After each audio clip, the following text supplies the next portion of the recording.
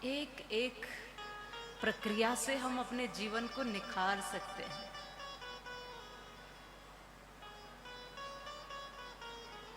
एक एक शैली से, एक एक विचार शक्ति से हम अपने जीवन को सुंदर बना सकते हैं। सब कुछ हो रहा है इस दुनिया में, लेकिन हम सुंदर नहीं बन पा रहे, हम ठीक नहीं हो पा रहे, हम जाग नहीं पा रहे, हम सीख नहीं पा रहे। विश्वदर्शी विश्व भर में महानता कोई नहीं, उसके निर्मल ज्ञान में अज्ञानता कोई नहीं। उसकी ताकत, उसके जलवे तुम किसी से पूछ लो, पर असल में वह कौन है ये जानता कोई नहीं। वेद का उपदेश था आचरण करने के लिए, वेद का उपदेश आचरण करने के लिए। सुन तो सब लेते हैं लेकिन मानता कोई नहीं। हर बशर है भीगता दुख दर्द की बरसात में, पथिक शुभ कर्मों का छाता तानता कोई नहीं। जिसे देखो वो दुखी है, और जिसे देखो कुछ पाने की इच्छा है, कुछ पाने की तलाश, कुछ मिल गया तो खोने का डर। चला न जाए, बिछुड़ न जाए, दूर न हो जाए, चाहे धन हो चाहे रिश्ते। मिला नहीं है तो रो रहा है कि पाना हो चाहता हूं, क्यों नहीं दिया, और मिल गया तो खोने के डर से भयभीत है। जिसे देखो वो इस लाइन में लगा है, और इसीलिए तो सबने हाथ फैलाए हुए। कुछ दीजिए,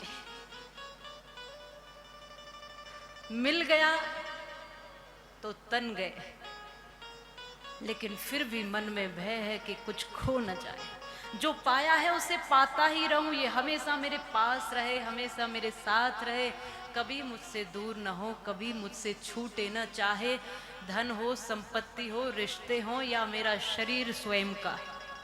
बढ़ती हुई उम्र ये तकलीफ दे रही है कि मैं बूढ़ा हो रहा हूं। घटता हुआ धन ये तकलीफ देता है कि कहीं कम न पड़ जाए। बिछुड़ते हुए रिश्ते, अलग होते हुए संबंध तकलीफ देते हैं कि मैं कहीं अकेला न रह जाऊं। और इन्हीं सब प्रक्रियाओं में उलझते हुए व्यक्ति दुखी दुखी सा नजर आता है।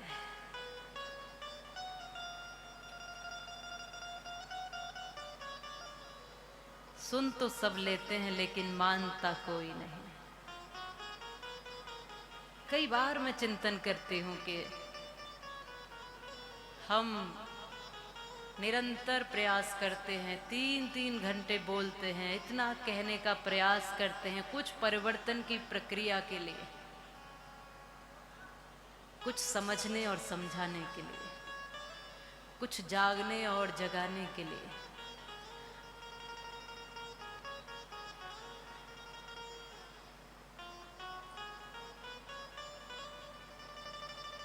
पर हम सब की आदत कैसी हो गई है,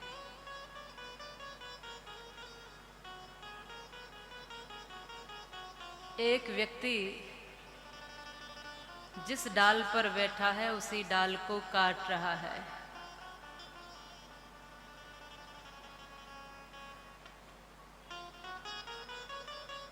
जिस डाल पर बैठा है उसी को काट रहा है।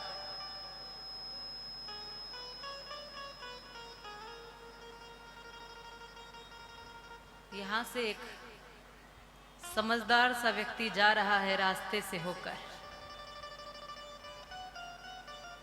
वो कहता है तुम थोड़ी देर में गिरने वाले हो।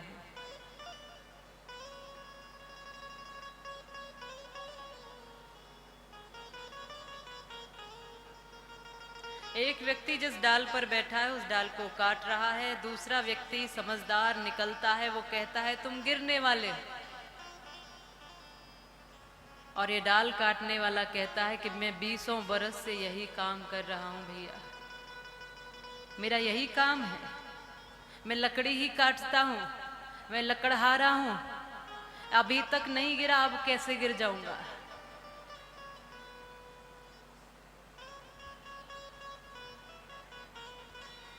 ये समझाना चाहता है, समझ में आए तो ठीक, नहीं तो आगे बढ़ गया।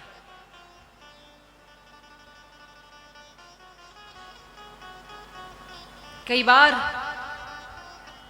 जिस धर्म से हमारा कल्याण होने वाला है उस धर्म को ही हम धारण नहीं कर पाते,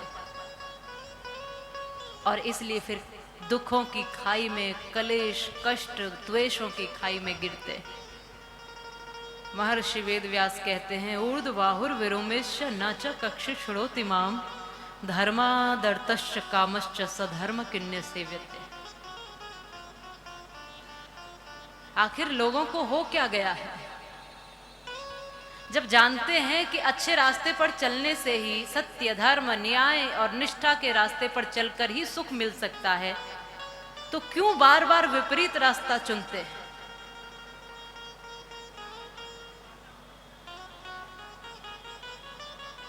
कई बार लोगों की भी ये मनसा बन जाती है। लोग भी कई बार ये मानसिकता बना लेते हैं कि मैं अच्छा कार्य करता हूं,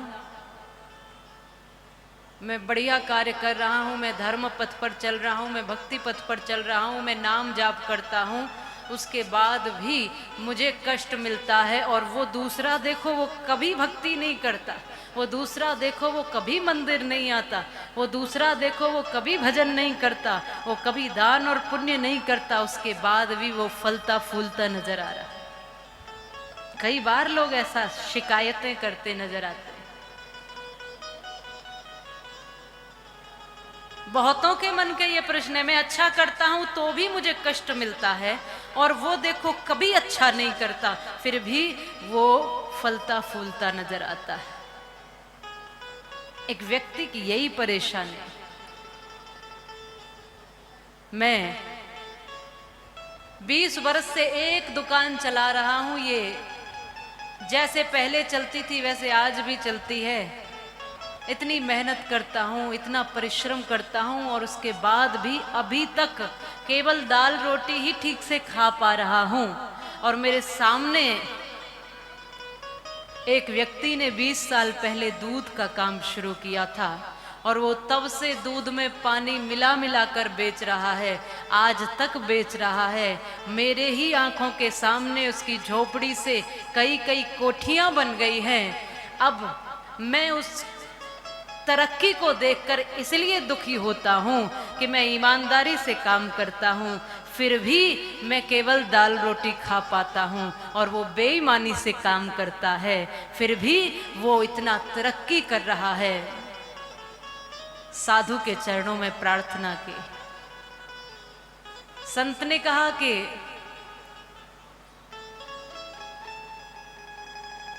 एक गड्ढा यहां खोदो।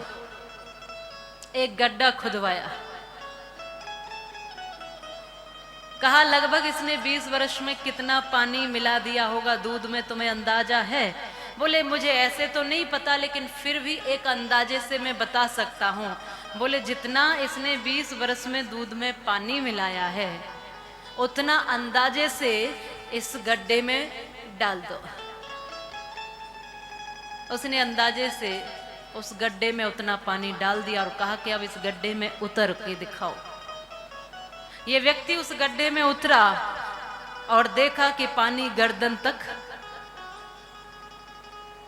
और ऊपर निकाल लिया। कहा तुम चिंता क्यों करते हो? तुम बेकार में चिंता कर रहे हो, पानी गर्दन तक तो आ ही गया है, सर तक पहुंचने में ज्यादा समय नहीं लगेगा।